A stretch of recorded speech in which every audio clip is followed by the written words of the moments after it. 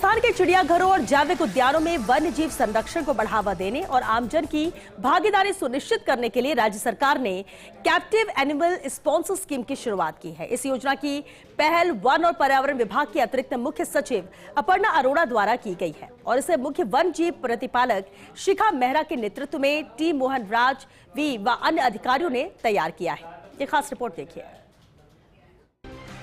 Captivity में वन्य जीव संरक्षण में जन भागीदारी बढ़ाने के लिए वन विभाग ने कैप्टिव एनिमल स्पॉन्सर स्कीम शुरू की है।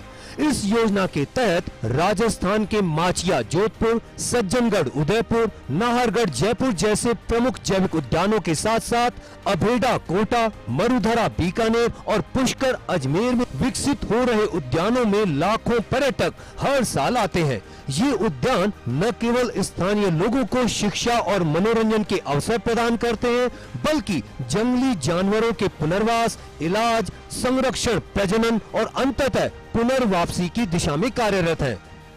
इस योजना के तहत आमजन, कॉरपोरेट, संस्थाएं, पशु प्रेमी और मशहूर हस्तियां चिड़ियाघरों में किसी विशेष जानवर, बाड़े या बंदी प्रजनन परियोजना को एक निश्चित अवधि के लिए प्रायोजित कर सकते हैं।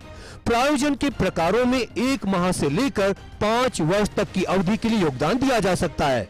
प्रायोजकों को योजना में भाग लेने के लिए निर्धारित प्रारूप में आवेदन करना होगा, जिसे जांच कर मुख्य वन्य जीव वार्डन द्वारा अंतिम स्वीकृति दी जाएगी। प्रायोजकों के लिए कई विशेषाधिकार भी निर्धारित किए गए हैं। वार्षिक प्रायोजन राशि के अनुसार उन्हें चिड़ियाघरों का मानार्थ भ्रमण, पहचान पत्र, प्रमाण पत्र, कार्यक्रमों में आमंत्रण और प्रचार सामग्री में उपयोग की अनुमति दी जाएगी।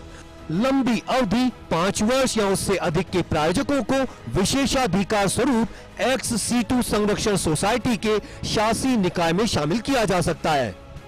प्रायोजन राशि का उपयोग पशुओं के आहार, स्वास्थ्य परीक्षण, बाड़ों के निर्माण और देखरेख, विशेषज्ञ पशुपालकों की सेवाओं और बंदी प्रजनन परियोजनाओं में किया जाएगा।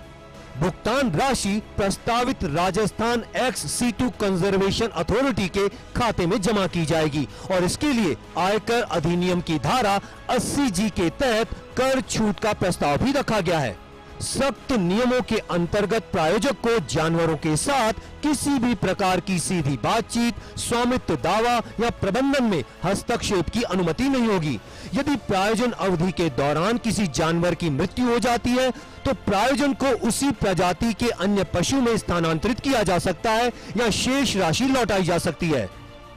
योजना का लक्ष्य न केवल वित्तीय सहायता जुटाना है, बल्कि लोगों में पशु कल्याण के प्रति सहानुभूति और जागरूकता पैदा करना भी है। यह पहल राजस्थान को पश्चिमी बंगाल, महाराष्ट्र, तेलंगाना जैसे राज्यों की तर्ज पर एक सशक्त वन्यजीव संरक्षण मॉडल के रूप में स्थापित करेगी। यह योजना निस्संदेह वन्य जीव संरक्षण की दिशा में एक क्रांतिकारी कदम है, जो प्रकृति प्रेमियों को प्रत्यक्ष योगदान का अवसर प्रदान करती है। प्रदेश के बायोलॉजिकल पार्क और चिड़ियाघरों में यानी कैप्टिविटी में पल रहे वन्य जीवों के संरक्षण के प्रति जन भागीदारी को बढ़ाने के लिए वन विभाग ने एक अनूठी योजना तैयार की है। कैप्टिव एनिमल स्पॉन्सर स्कीम के तहत अब आमजन वन्य जीवों को गोद ले सकेंगे, उनके संरक्षण में अपनी भागीदारी बढ़ा सकेंगे। इससे 2 फायदे होंगे। एक तो वन्य जीव संरक्षण पुख्ता हो सकेगा, दूसरा आमजन में वन्य जीवों को लेकर जानकारी में भी वृद्धि होगी। Nirmal Tiwari, first India news, Jaipur.